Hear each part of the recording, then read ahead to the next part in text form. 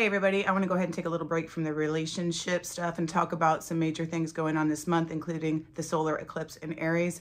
As most of you guys know, eclipses come in pairs. We just dealt with a major lunar eclipse in Libra. So wherever Libra impacted Libra, whatever your Libra and Aries axis is, that's where things are happening. And let me tell you, it's going to impact all of us. So what you need to do for this video is make sure you have a copy of your Western tropical chart. It looks like this. It does not look like the sidereal or Vedic chart. I am talking about Western tropical astrology today.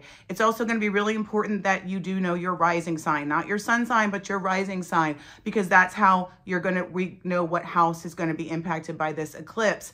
So also, guys, we are in Mercury retrograde once again. So of course we have to kind of like try to relax a little bit during this, but with this eclipse, there's going to be changes, and those changes are going to be for everyone. So what I'm going to go ahead and do is and like I said, there's tons of free resources to get your chart. So if you just Google free Western astrology natal chart, put in your information and you'll see it says ascendant or ASC, and it'll tell you what rising sign is your ascendant. Okay. So what I'm going to do today is I'm going to go ahead and start with those of you who are in Aries rising. So in Aries rising, you are obviously going to be impacted in the first house. And what is the first house? It's how we look, how we come across. So expect maybe some motivation as far as changing your persona or your physical appearance. All right. I do want you guys to be careful, as I would tell everybody, be careful during eclipses and things like this, because tempers can kind of, and we got this Mercury retrograde going on too. So tempers can kind of, be a little bit volatile, whatever. So be careful driving. And my Aries friends, I always tell you guys, be careful anyway. You guys kind of have a short fuse. So since it's hitting that first house, expect changes with your physical appearance, okay? Or wanting to change something. Or even just the way you come across. Maybe you're changing, the first house is everything we see. It's changing your personality a little bit.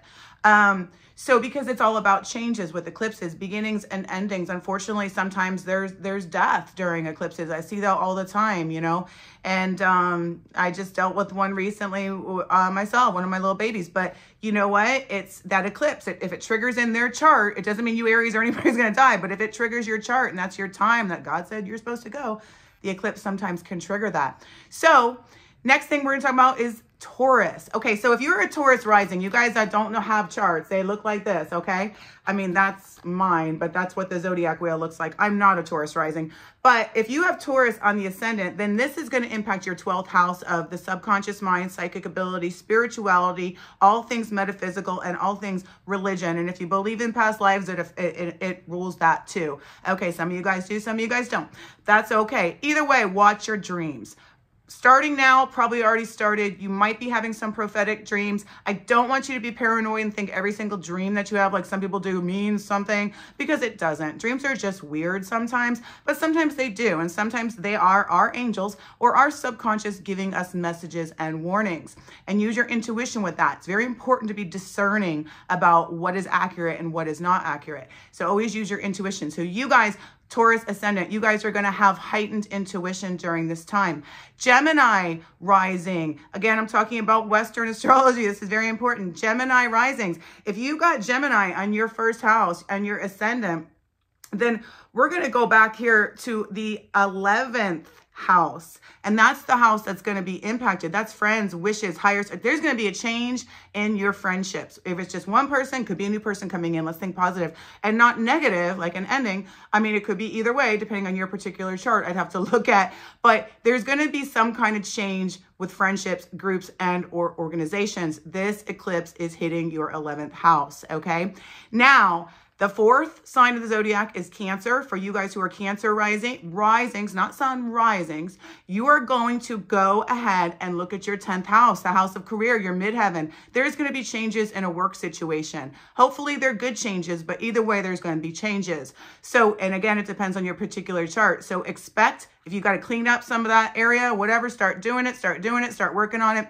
Expect the unexpected with this particular axis of eclipses, okay, regarding work. So then we're going to go down, we're going to go to our Leo ascendant. So you guys that our Leo risings, what is this going to hit? This is going to be hitting your 9th house. So the 9th house is the house of travel. Now I'm going to say something right now, a little bit more intuitive, but here's the deal. If you are a Leo ascendant, you want to watch your car, your driving, and stuff like that. I always say, if I get that feeling, like check your tires before you get in the car every time, you know, whatever. Be super careful with that kind of stuff because it does rule travel. Also, some of you might be taking trips. Some of you may be taking long distance trips. But either way, your 9th house is being impacted. If you're in school or thinking about starting school, be careful because it's Mercury retrograde, but you may have a new idea or something else coming in about what you want to do. And that's for the Leo risings. If you are a Virgo rising, guys, if we were a Virgo rising, we're going to go past the 9th house all the way to the 8th house. This is the house of death, birth, and it doesn't mean you're going to die, transformation, other people's money, inheritance, taxes, all that kind of stuff. This could be triggering something along those lines. It's also a very spiritual house. So you, in who you are, could be changing. Remember, it's ruled by the sign Scorpio, so it is the house of death and rebirth, transformation. But either way, you are going to be dealing most likely with something with other people's money. So that is one of the things with the 8th house is other people's money. Doesn't mean it's necessarily bad, but there is going to be an overwhelming theme with that. And this axis of these eclipses is triggering that with you. Libra, you guys, if you have Libra on the ascendant over here, go all the way to the house of relationships because that's where Aries is in your chart. Here's what's going on with you guys. I'm not saying you're going to get divorced. I'm not saying you're going to get break up, but I'm saying that there's going to be some kind of change or something you got to work through. Some of you guys are going to meet somebody brand new. That's what this is triggering. Some of you guys may be getting divorced or breaking up, depending on, I'd have to look at the synastry of both your charts. But regardless, this is working with relationships. So if you are a Libra rising, this eclipse, Libra, Aries axis, the theme is relationships, okay? If you guys are a Scorpio rising, you are going to go to, like I am, a Scorpio rising here in the West, your 6th house of physical body and your small animals. I'm an animal lover. You guys know it. My 19-year-old baby just passed away right before this last eclipse because it triggered and hit my 6th house of small animals.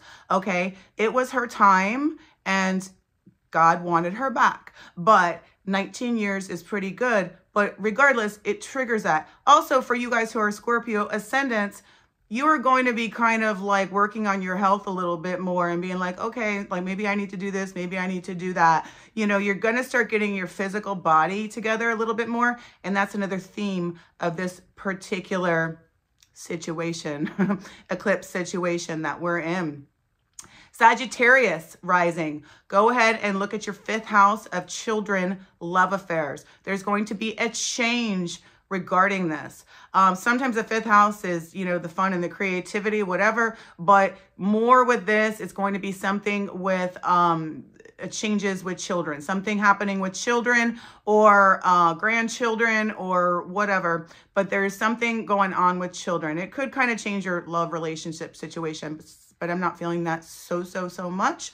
But if you don't have children, expect to maybe have children, but expect to maybe take somebody in or help somebody out or something like that or whatever. But this is aspecting your 5th house. The 5th house can be fun, but it does rule kids too. And I kind of think of it more about kids. It could be, you know, parties and everything out, but this eclipse, I'm not really feeling that so much with this one. Okay, so Capricorn rising, ruled by Saturn. If this eclipse is going to be hitting your 4th house, the house of your home and family, and there's going to be changes around the home. You may be thinking about moving. You may be having somebody move in with you. You may be having somebody move out, but you may just be renovating your house, but there is a change in something with the home if you are a Capricorn rising, okay? Aquarius ascendant, you guys, your 3rd house is being impacted. And what this means for you is that basically communication, siblings. There could be some changes with siblings and communication, and maybe even some new opportunities, but there is going to be something different. And I don't want to get you guys worried. It doesn't mean it's negative. There is going to be a change with one of your siblings in the next few months. You will see, because of this eclipse. Okay. And who am I forgetting? I did everyone. I did it. Capricorn, Pisces. Okay. Pisces, it's going to, Pisces risings, you guys are going to be impacting your second house of money. So let's hope it just means that you make more and you get more and you get more opportunities for more. But also what I want to tell you with an eclipse is just to be careful with your money, especially since we got Mercury retrograde going on too. So it's kind of double trouble right now, because eclipses do impact everybody. If you're saving, that's great. Try to keep, so you might be putting money out for something, but it is going to impact your second house of money and finances. So I will get back to the relationship stuff soon, you guys, but I did want to touch on this because we are in Mercury retrograde too, and there is a lot going on with the planets. So just hold tight and do the best you can, say your prayers, and have a great day.